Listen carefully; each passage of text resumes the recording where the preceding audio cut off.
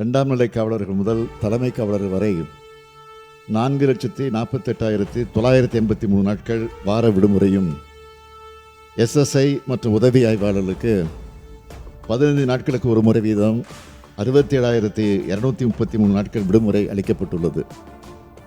மிக முக்கியமான சட்டம் ஒழுங்கு பராமரிப்பு பணிகள் உள்ள காலங்களில் மட்டும் அவரே குறிப்பிட்டு சொன்னார், தவிர்க்க இயலாத காரணங்களால் சில வேளைகளில் வார விடுமுறை அளிக்க முடியாமல் போகிறது. உண்மைதான். மற்றபடி வழக்கமான காலங்களில் வார விடுமுறை நடைமுறையில் இருந்து வருகிறது. அதேபோல் ஊதிய முரண்பாடு பற்றியும் குறிப்பிட்டு சொன்னார்.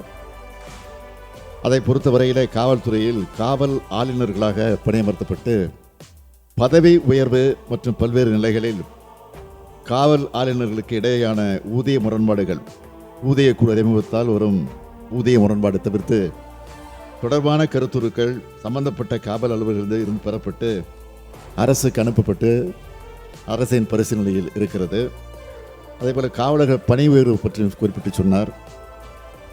இது தொடர்பாக அந்தந்த காவலர்கள் பணியாற்ற அந்தந்த மாவட்டம், மாநகரத்தில் உள்ள எஸ்பி மற்றும் ஆணையர்கள் தான் முடிவெடுக்க விதிகளில் இடம் உள்ளது. எனவே மாநில அளவில் ஒரே வகையான ஸ்டேட் சீனியாரிட்டி அடிப்படையில் பதவி உயர்வு வழங்குவதற்கு தற்போதைய விதிகளில் இடமில்லாத நிலை நிலவுகிறது என்பதையும் மாண்பு உறுப்பினருக்கு தங்கள் மூலமாக தெரிவித்துக் கொள்கிறேன்.